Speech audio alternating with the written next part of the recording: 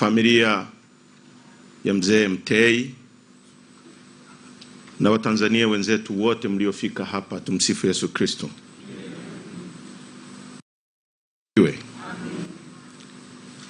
Familia ya mzee Mtei, kwanza pokeeni salamu za mwenyekiti wetu Mheshimiwa Tundu Lissu ambaye yuko gerezani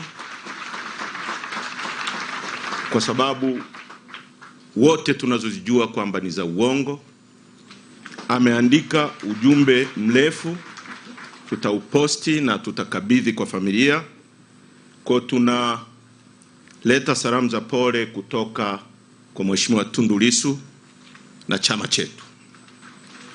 Sisi tumefiwa na muasisi wa chama chetu Mzee Mtei ambaye amejenga taasisi hii ambayo imekuwa chama kikuu nchini Tanzania. Sio chama kikuu cha upinzani, chama kikuu Tanzania. Sisi kwetu tumepoteza mtu wa muhimu sana. Kila mtu aliyekuja kuzungumza hapa, na namshukuru kakaangu Zito Kabwe, amezungumza vizuri sana kuhusu msimamo, na baba askofu wa mzee Mtei. Kwa wale mnaotuona sisi Chadema na misimamo yetu, ni kwa sababu ya DNA, vinasaba vya muasisi wa chama chetu.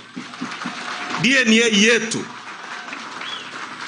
sio kufitin kwamba jambo lifanyike rahovyo sisi tutafute njia ya kufitin. Sisi hatuko hapo. Mzee Mtei aliacha uwaziri, mimi nimekuwa mbunge, najua waziri wa fedha, kwa sababu ametofautiana na rais. Na sasa hivi baba askofu ingekuwa hatari, kwa sababu angeweza kupotea au lolote lingempata. Aliacha uwaziri. Nani anaweza kuacha uwaziri leo?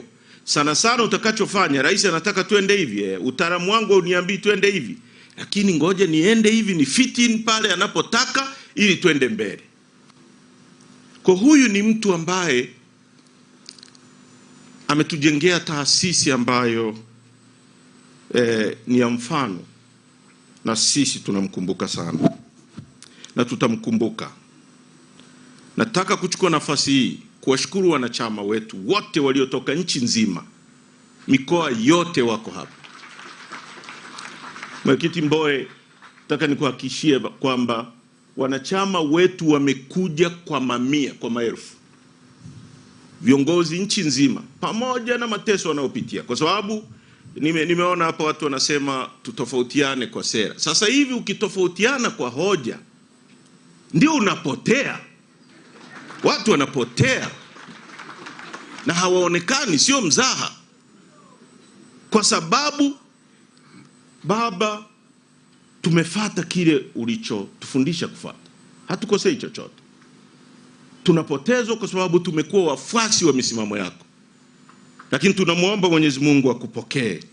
Nataka kuhakikishia Watanzania na wanachadema nchi nzima, chama chetu hakitayumba hata tone kutoka kwenye msimamo aliyoianzisha mzee huyu, kupigania haki za watu, kupigania uchumi shirikishi na kusema ukweli daima. Mwenyezi Mungu atubariki. Asanteni sana kwa kunipa nafasi ya kunisikiliza. Mzee wetu, uende kwa amani ya Bwana. Asanteni wa Tanzania. Asante.